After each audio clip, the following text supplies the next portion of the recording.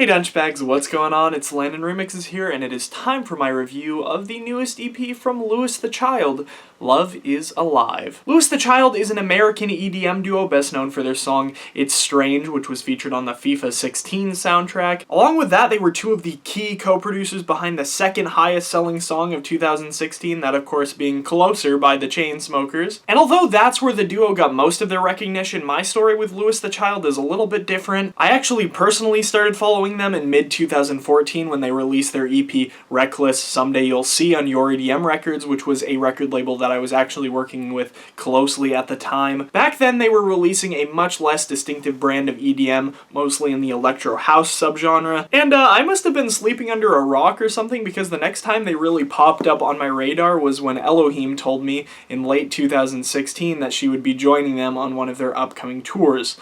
Given what I had remembered about Louis the Child's sound, I thought that was a really weird combination, but what I didn't know is that Louis the Child had gone from electro house to full-on electropop, making them a perfect combination for Elohim, and that kind of all came full circle with the release of the single, of course, Love is Alive, the title track on this EP, featuring Elohim. A song that, at its time of release, was actually my least favorite work that Elohim had ever done, especially because of that big, heavy, repetitious chorus that I just couldn't swallow at the time. It took me a lot of listens, a lot of run-throughs to fully enjoy this thing, but at this point I can honestly say it's one of my favorites that the EP has to offer, especially when you compare Elohim to other vocalists that this EP brings to the table. Her voice is just very distinct and definitely adds some flavor to the vibe of this thing. And although this song in particular uses Elohim's vocals in a very different way, a much more poppy way than most of her original content, I think her and Louis the Child kind of use that to their advantage, because this is a very solid work of pop. And I've gotta say, I really loved the mixing on this song as well. I especially liked that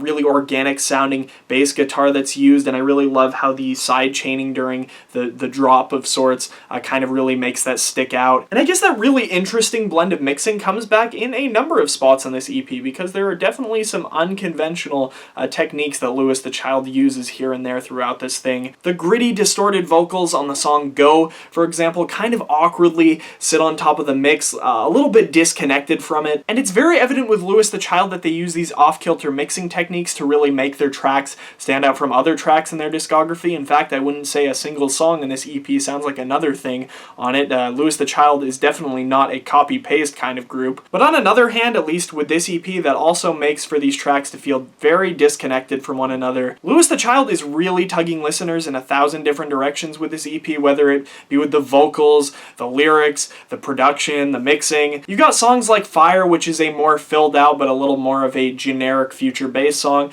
and then you've got songs like Slow Down Love, which kind of takes on a much more minimal kind of R&B sound. And with the exception of those two tracks and maybe Love is Alive, I wouldn't really call this EP a dance EP at all. I wouldn't say most of the content on this is electronic dance music, because on other parts of this EP, of course, we get kind of that indie pop sound on Go, and then we've got World on Fire, which I almost wouldn't call electronic really in the slightest. It's almost just straight cool jazz.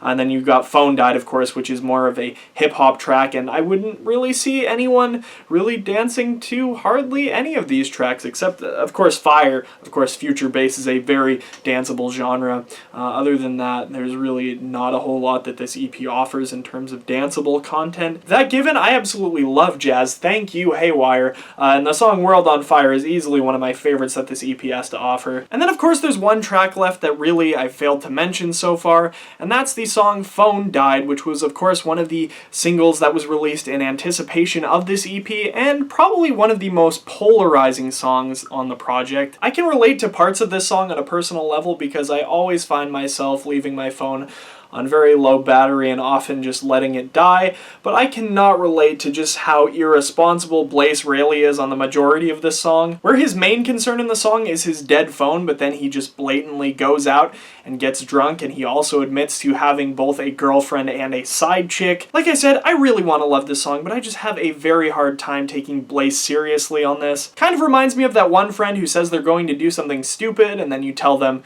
you know, don't do that, it's stupid, then they go out and do it anyway, and then, you know, they come and complain to you afterwards about it being a stupid decision. And I think in large part with this EP, if you kind of just kick back and disregard the lyrics, you might have a better time with it, but if you go and kind of deeply analyze a lot of the content on this, there's just not really a whole lot to get from it. But I mean, who am I kidding? Lyrical analysis is my weak point. For Love is Alive, I am feeling a solid 5.5, no more, no less.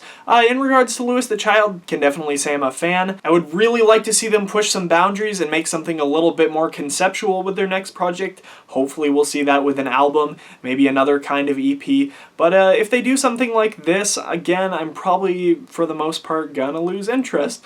But if you guys want to check out this EP, as always, I have that Spotify link down in the description. And if you have listened to this EP already, I would encourage you to let me know what you think about it down in the comment section below. Anyway, I'm Landon Remixes. I hope you guys enjoyed this review, and I'll catch you later. Peace.